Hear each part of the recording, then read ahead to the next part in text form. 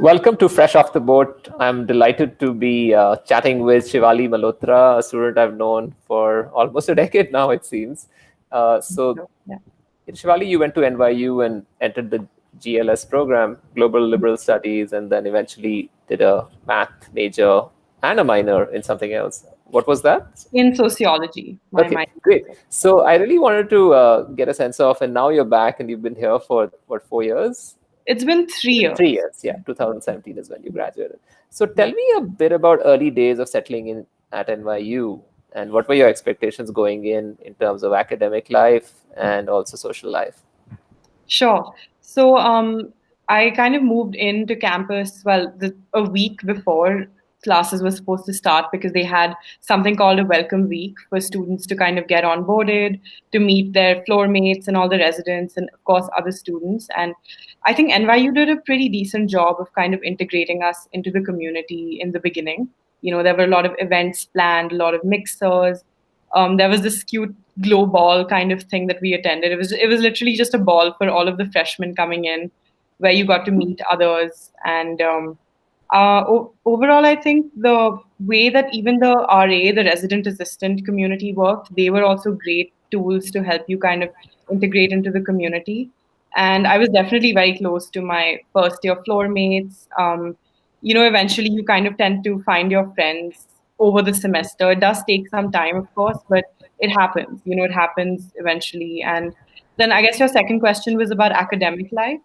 I definitely knew that it would be a bit of a rigorous environment going in. I didn't expect as much of the transition from, say the Indian system to the US higher education system, which is very different. It's more, classrooms are more discussion based, it's more kind of opinion based, the way they teach you, especially if you're doing, say a liberal studies or a humanities kind of class. Of course, if it's a science or a math type of class, that's very facts based, that's very theory oriented. So I think it was a very good change for me. It was a nice surprise, and I really enjoyed my classes the first year. Fantastic. So when you look back now, you've graduated, you've been working in India Hmm. for 3 years.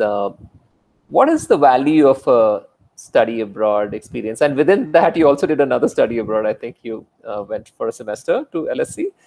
So yeah, I yeah. so yeah, So go ahead. Tell okay. us So about what do you think was the takeaway for you? I think I mean, for me, honestly, it's definitely changed my perspective on a lot of things.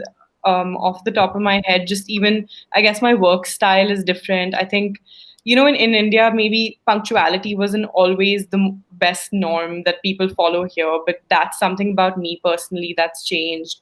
I've also, I think, I have a more global mindset on a lot of things. There's so many issues that you kind of go to New York, you're living there. It's one of the most liberal, open minded cities in the world, super diverse. So, the kind of people I've met, the kind of people I've interacted with, I think a lot of that has taught me, and I've had some great and very valuable experiences because of that. So, even coming back, I think when I initially started working in India, like the one amazing quality of living in New York was that I think if you've lived there, you can just genuinely live anywhere. And if you've been an NYU student, you're very adaptive. You actually become pretty jugadu, in the traditional sense of the word. And I think for me, it wasn't very difficult to resettle back into life here because a lot of my friends were also back, and just even the work environment I was in was pretty great. So That's great. I think, yeah, I have no, I mean, I'm really, really glad. It was a great experience for me. Yeah, I think you mentioned great takeaways, and I'm sure listeners who want to experience vicariously the life of a NYU student will get to Yeah. know more in this conversation. So, about your academic experiences, like I know GLS is a more gen ed, humanities, social science core Yes. focused, Yeah. and then you also did a math major. Yeah. So, how does it work, the GLS slash the math major? So the GLS, so it was called the Liberal Studies program when I back in the day, and then GLS was your 4 year degree, Global Liberal Studies. So LS was only for 2 years. It's kind of like an associate degree in a way, and you alongside your other classes, your electives, a majority of your classes tend to be your core humanities, like classes based on writing, based on history, geography, social foundations, cultural foundations. So your first year is very liberal studies heavy, and then you get an extra elective. Your second year, they lessen the load, and you get to take more electives in a different major. Eventually, the major you want to transition into. So essentially, I was doing that program for 2 years. And after that, I started taking my math and economics electives on the side. So initially, I wanted to do an econ major, but I eventually transitioned into doing math because I realized I enjoyed it more and I felt like it was more challenging for me as well. And then 2 years, after 2 years, I just went into the College of Arts and Sciences and continued my math major. Great. So, life of a math major, how would you kind Hmm. of describe that journey in terms of courses you select, the different tracks math majors could choose, and then how do you kind of figure out internships and other opportunities related to what you're studying? Sure. So with math, I think typically students tend to go into tech, into the technology space, or otherwise into like the very quantitative parts of finance. So risk management, actuarial science. They go into eventually. A lot of people even do like math and physics majors side by side. Of course, if you're math and computer science, you end up wanting to, of course, apply to all the technology companies and also data science.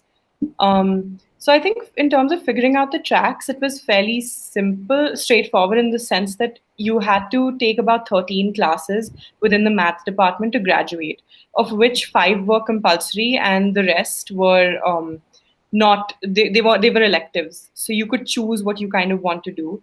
And it's of course it's very detailed. You have to decide whether you like something more calculus based, whether you're more into statistics, or you're into more of like the physical, so biophysics or physics related streams, fluid dynamics, thermodynamics, things like that.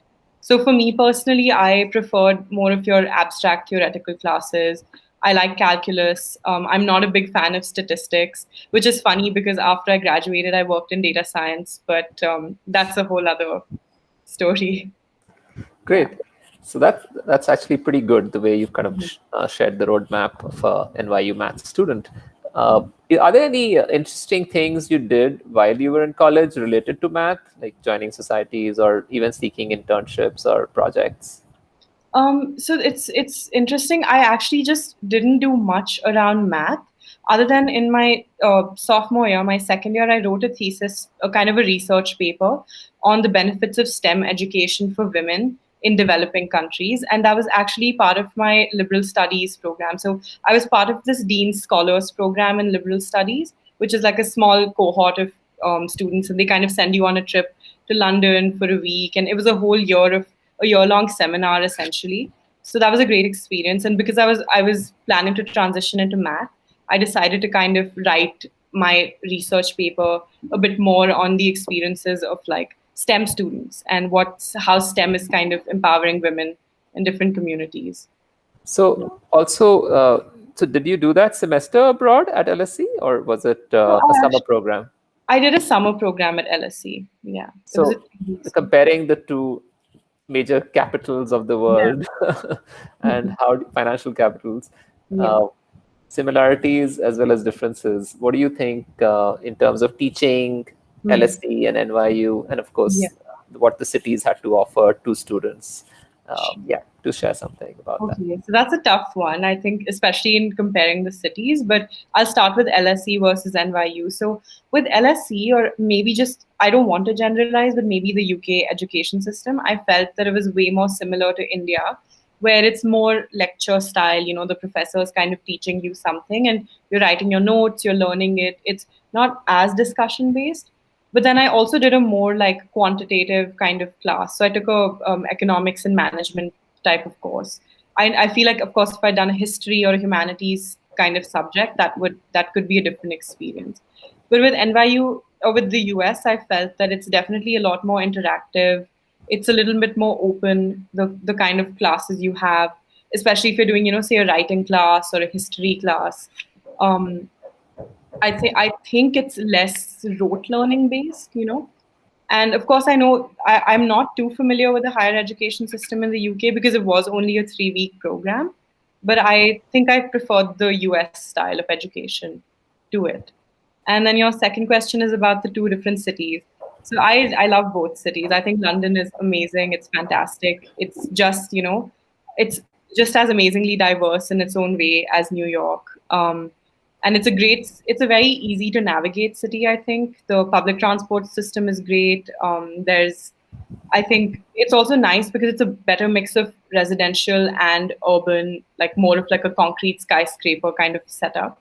Whereas New York is just completely, a concrete jungle, and you don't have as much open space unless you go more to the outskirts of it. And then New York was home for about 4.5 years for me, so I definitely have nothing bad to say about it. Wish I could go back. I mean, Sure. I was actually planning to visit this summer, but those plans obviously tanked because of this crisis.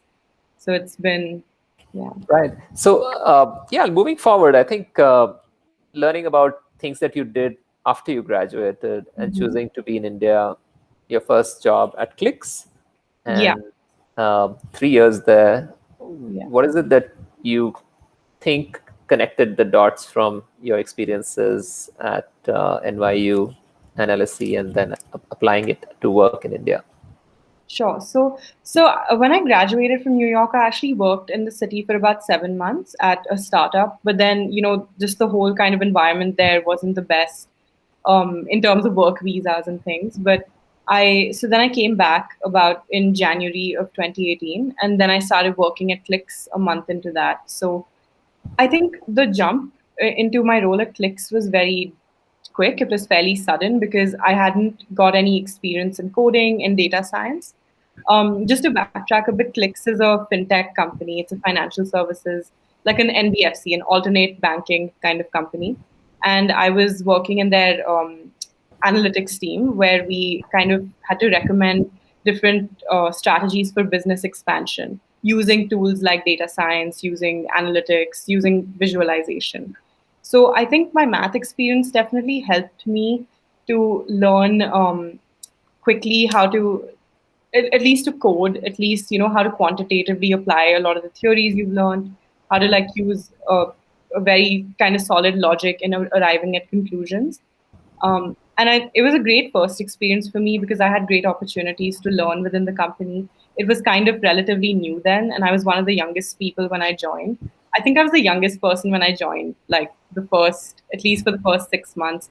So they did tend to pamper me in the company too. And it was, I, I would say that definitely my undergrad experience helped a lot in quickly learning what the business was about. Yeah. Super. And now you're at your family firm, and what is it? What is the business about, and where do you see you providing some input from the experiences and education that you have? Sure. So my family firm is based in the construction and facades sector in India, which is very niche. So facades are typically, the exteriors of big buildings. So we do typically large scale projects. A lot of your DLF cyber city. So we do your aluminium structures, we do the glass, the doors and windows on these projects. So I think there's immense scope for this industry, and there's of course a lot of competitors in the market.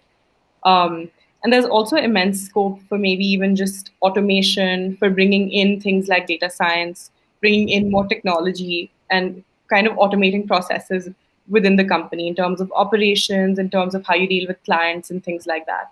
So the reason I kind of left Clicks and decided to join the family business is because I felt like I was needed here. And I really think there's a lot that can be done in this space. And I mean, it's a very technical field. Coming in, I didn't realize how technical it is because you also have to have good solid amount of knowledge about civil engineering. You have to be able to read drawings and things like that. And then, you kind of see all aspects of a business, how finance works, how you deal with clients, et cetera, et cetera. So I think the transition from Clicks was great because even at Clicks, I was handling a product and working directly with our partners. So I've kind of got that hands-on experience dealing with people outside the organization. So this, of Wonderful. course, yeah, takes it a step higher. Yeah, Definitely, I think it's also skin in the game if you're yeah, part of the family business. definitely, Um, definitely.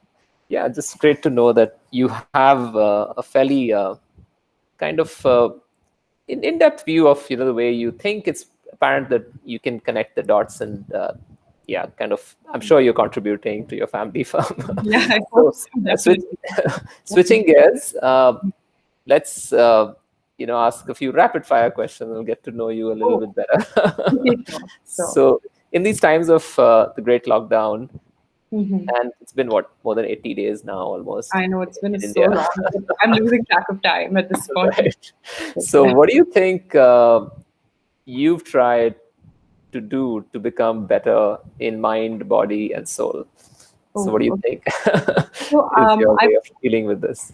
No, that's a great question. So the one thing I did was I actually moved to come stay here with my dadi. So I live in Gurgaon, but my dadi lives in Delhi. So I shifted to her place, and it's been really nice because the one thing she has is a vegetable garden. So my eating habits have changed. Like we eat really fresh food.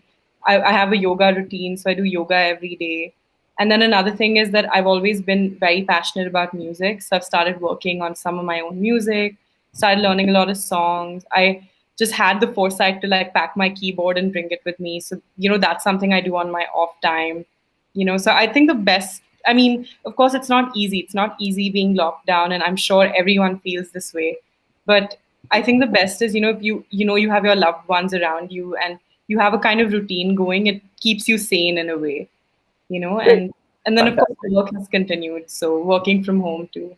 Mhm. Yeah. Fine. Next question. If you were to pick three adjectives that describe your strengths, which Sure. three words would you pick? Okay. I would say curious. I'm always curious to like know more, get more knowledge. Passionate, um, just about all the endeavors that I'm undertaking, and methodical. I think I tend to approach things with a logic-based, rational approach. Yeah. Fantastic. So the next one is about disappointments, failures, embarrassing moments, and your Okay. reflections, what you learned. Okay. So pick any one, two, or three, whatever. So yeah, let us know. Okay. Disappointing moments. I, I definitely was sad that I couldn't stay on in New York because we all have that dream of, you graduate from college, you get to work for a year or two, or however long it is in the city that you graduated from. And but now that I look back on it, honestly, it's not been so bad. I don't think I'd be the person I am today if I hadn't come back to India, if I hadn't met the set of people I have working here, and just even getting to know our friends again and the way everyone has changed, the journeys people have gone through. It's been amazing. And I think I learn so much every day from the people around me, because a majority of my friends also went abroad and came back. So they were also resettling into that thought process. And then the kind of people I met, even working at Clicks or even in my company now, I don't think it's a disappointment anymore because yeah, I wouldn't be the person I am today without that. And one more thing, I guess. Let's see. Can you give me the options again, please? No, that's absolutely fine. We can move on to the another advice question that I have for you. Yeah, sure. There's something that high school students go through. Of course, these are awkward years when you're sort of trying to figure out your place in the world as a Hmm. teenager. Graduating from college comes with its own sort of highs and lows, I guess. Uh, and then you have the whole application, sort of Right. college admissions, stress. What advice would you give high school students, and what do you think worked for you while you were in the same situation? Okay. So I think the number one thing is just to take it easy.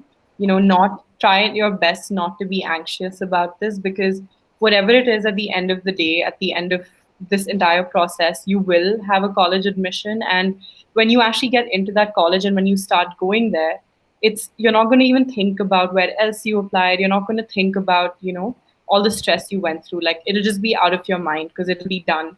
And then a new experience will start for you. So I would just say, enjoy this time. It's very tough. I know it's their final year, like they're giving their boards or, their IB exams or any whatever exams they're taking. But at the same time, just take time out for yourself too. Like I would definitely encourage everyone to give some time in a week to their favorite hobby or to something they're passionate about because it also sometimes helps take your mind off stress, you know? And I think that that's about it. Just time will make everything better. Yeah. Thank you so much, Vali. I think it was delightful catching up. No, with you as Look, well. Thank you. yeah, I know we should have done this more often or earlier. I think it was a great idea that you had, to reconnect with everybody. So I'm glad Thanks. you did this. Thank you.